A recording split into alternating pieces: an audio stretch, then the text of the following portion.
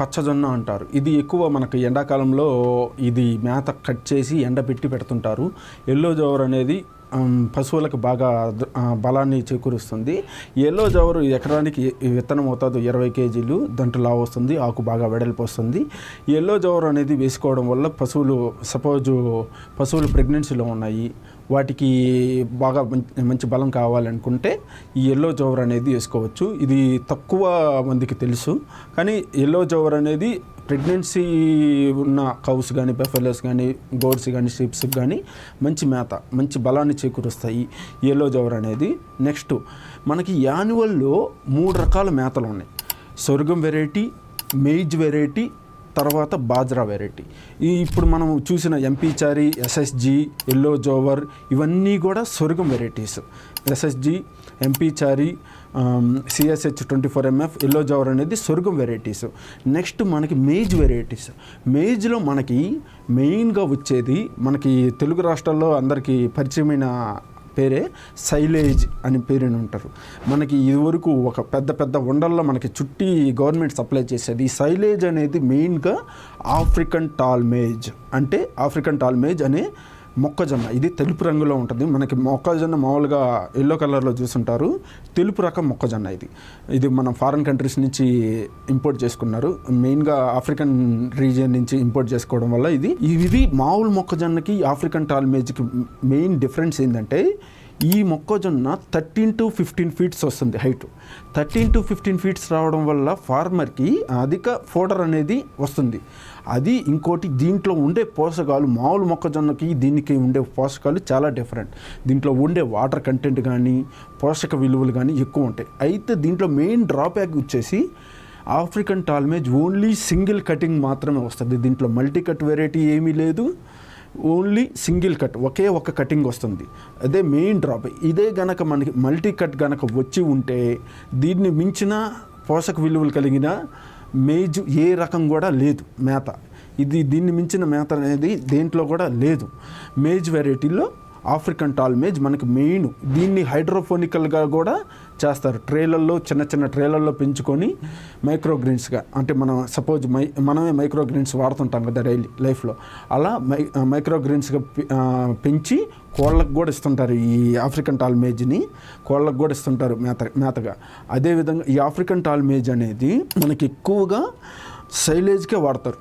సైలేజ్కి ఇది 13 to 15 feets height వచ్చి ఒక్కొక్క దానికి 2 నుంచి 3 కంకిలు రావడం వల్ల మనం చాఫ్ కట్టర్లే వేసుకొనైనా వేసుకోవచ్చు, లేదా సైలేజ్ లెక్కనైనా కన్వర్ట్ చేసుకొనైనా వేసుకోవచ్చు African tall maize. Next red maize అనేది ఎవరికి తెలియదు. సపోజ్ ఇది ఫారిన్ కంట్రీస్, యుఎస్ఏలో ఎక్కువగా వాడతారు దీన్ని. రెడ్ మేజ్ అనేది యుఎస్ఏలో హైడ్రోఫోనిక్ సిస్టంలో మనకి మైక్రోగ్రీన్స్గా పెంచి రెడ్ మేజ్ అనేది వాడతారు. ఇది మన బ్లడ్ కలర్ ఉంటుంది. బ్లడ్ కలర్లో ఉండడం వల్ల వీటికి పోషకాలు అనేది అధికంగా వస్తాయి. అందుకని రెడ్ మేజ్ అనేది తక్కువ వాడతారు. మనకి మామూలుగా జనరల్ మేజ్ వచ్చేసి వాటిని పిండాడిచ్చేసి పశువులు దానాగా పెడతారు. మన మార్కెట్లో దొరికే మొక్కజొన్న అది పిండాడిచ్చేసి పశువులకి దానాగా వేస్తారు. ఈ African tall maize, red maize different. African tall maize ఏమో ఫీల్డ్లో మనం పెంచి సైలేజ్ లెక్కన కట్ చేసి సైలేజ్ లెక్కన తయారు చేసుకోవచ్చు, లేదా చాఫ్ కటర్తో కట్ చేసి అయినా వేసుకోవచ్చు, no problem. Red maize different. Red maize only popcorn, foreign కంట్రీస్లో ఎక్కువ పాప్కార్న్కి వాడతారు. ఈ రెడ్ మేజ్ అనేది ఎక్కువ హైడ్రోఫోనిక్ సిస్టంలో ట్రేలల్లో పెంచుకొని పశువులకి దానాగా వేస్తారు. నెక్స్ట్ ఇప్పుడు మనం యాన్యువల్ వెరైటీల్లో గడ్డి జాతికి సంబంధించిన ఏకవార్షిక సంబంధించిన సొరగం వెరైటీస్ అయిపోయినాయి. మేజ్ అంటే మొక్కజొన్న వెరైటీస్ అయిపోయినాయి. బాజ్రా, సజ్జ వెరైటీలో మనకి 3 సంవత్సరాల పాటు వచ్చే వెరైటీ ఉంది. మనకి సజ్జ వెరైటీ ఎప్పుడు పెడతారంటే, ఇందాక మనం చెప్పినట్టు ఎల్లో జోవరు ప్రెగ్నెన్సీలో ఉన్నప్పుడు ఎల్లో జోవరు మేత పెడతామని చెప్పుకున్నాం. అదేవిధంగా ప్రెగ్నెన్సీ అయిపోయి కన్సీవ్ అయిపోయిన తర్వాత దూడ వచ్చినప్పుడు వాటికి కడుపులో ఉండే కుట్టు అవన్నీ ఉంటాయి. వాటిని బయటికి కొట్టేసేసేదానికి నూగు చెక్క పెడతాం. నూగు చెక్కతో పాటు సజ్జ కూడు కూడా వేస్తారు కొంతమంది. సజ్జ అన్నం అనేది పెడతారు. ఈ సజ్జ అన్నం పెట్టుకున్నా ఇబ్బంది లేదు. ఈ సజ్జ మేత పెట్టడం వల్ల కడుపులో ఏదన్నా కుట్టు కానీ ఉన్నా పురుగు కానీ ఏదన్నా ఉన్నా బయటకు కొట్టేస్తుంది. ఈ నూగు పిట్టుతో పాటు సజ్జ అన్నం, సజ్జ మేత బాగా ఇష్టంగా తింటుంది. ఈ సజ్జ డైరీ ఫార్మ్స్ ఈ నెలలో ఒక 4-5 కన్సీవ్ అయిపోయినాయి, వాళ్ళకి సజ్జ మేత అనేది మెయిన్గా ఉపయోగపడుతుంది. ఇది వన్స్ వీ కెన్ ప్లాంట్న 3 years వరకు మనకి వస్తుంది మేత. సంవత్సరానికి 11 కటింగ్లు వస్తుంది.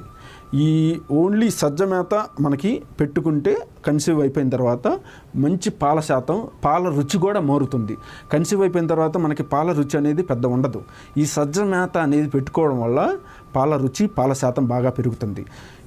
ఇప్పటిదాకా మనం నాన్ లెగ్యూమ్లో యాన్యువల్ వెరైటీస్ మాత్రమే చూసాం.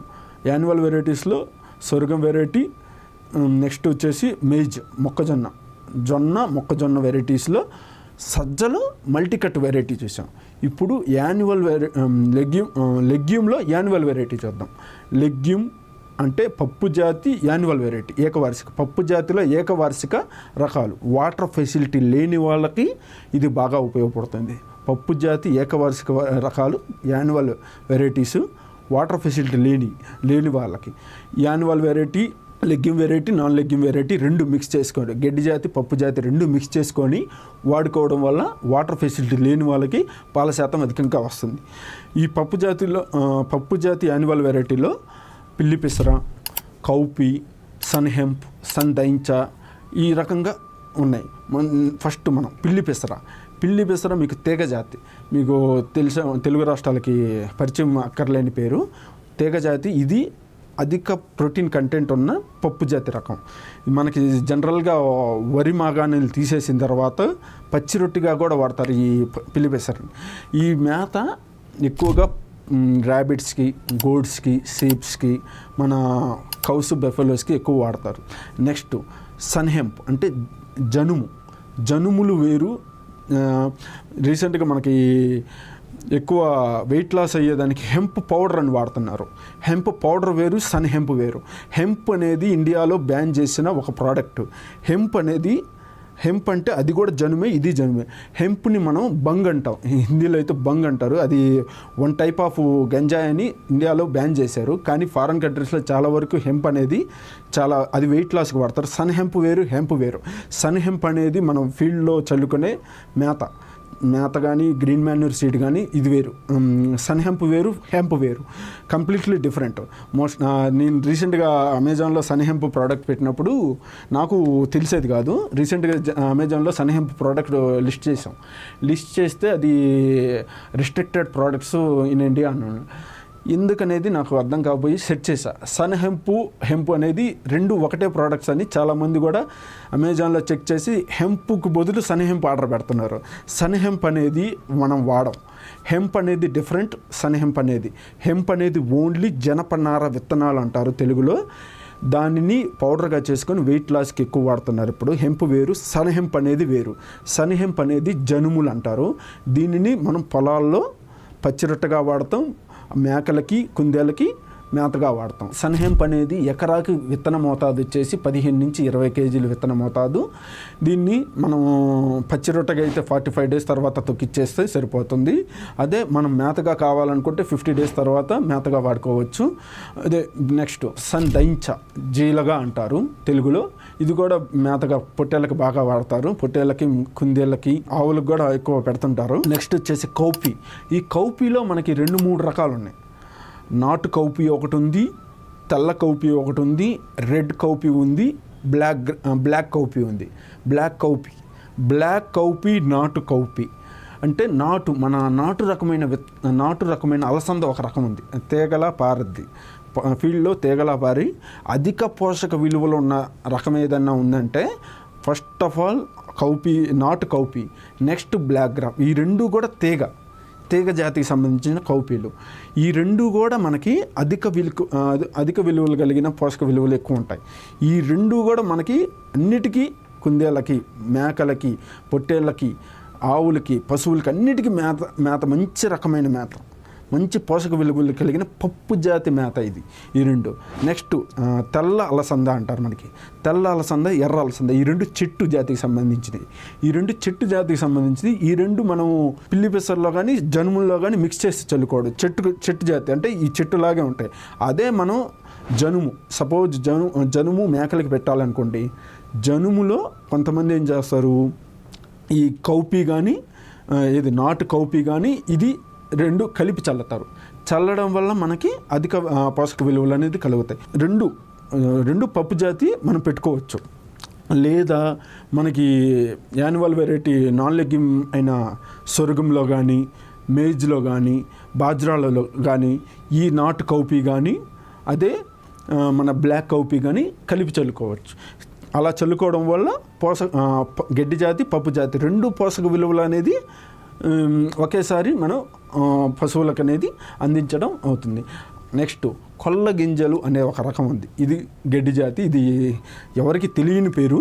ఈ కొల్ల గింజలు అనేది ఇది కూడా తీగ జాతికి సంబంధించినది. దీనిలో ఇది చూసేదానికి కొద్దిగా ఉలవ మాదిరి ఉంటుంది. ఇది ఎద్దలకి ఎక్కువ పెడుతుంటారు. ఈ ఎద్దలకి ఎక్కువ ఎందుకంటే ఈ కొల్ల గింజలు అనేది మంచి ప్రోటీన్, అధిక ప్రోటీన్ కంటెంట్. అంటే దీంట్లో 70 to 80% ప్రోటీన్ ఉంటుంది. మిగతా 10% మాత్రం వాటర్ కంటెంట్ ఉంటుంది.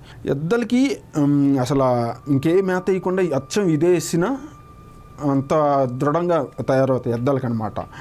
మనకి ఆవులకి అనేది తక్కువ పెట్టుకోవాలి. ఇది పప్పు జాతి అంటే మనకి ఈ ఆవులకు కానీ పొట్టేళ్ళకి కానీ తక్కువ పెట్టుకోవాలి. ఎందుకంటే కొల్లగింజలు అనేది అధిక ప్రోటీన్ కంటెంట్ ఉండడం వల్ల, సపోజ్ మనం ఇప్పుడు అధికంగా అన్నంలో అధికంగా పప్పు కలుపుకోవడం వల్ల మనకి కడుపులో వాతం చేసింది అంటారు కదా, అలా వాతం చేస్తాయి. అందుకని ఎక్కువ కాకుండా లైట్గా 10% మాత్రమే. 90% గడ్డి జాతి తీసుకున్నప్పుడు ఇది 10% మాత్రమే కలిపి పెట్టుకోవాలి. నేను నీకు పెట్టిన అన్నం కాదురా అబ్బాయి, ఇన్ఫర్మేషన్ ఈజ్ వెల్త్.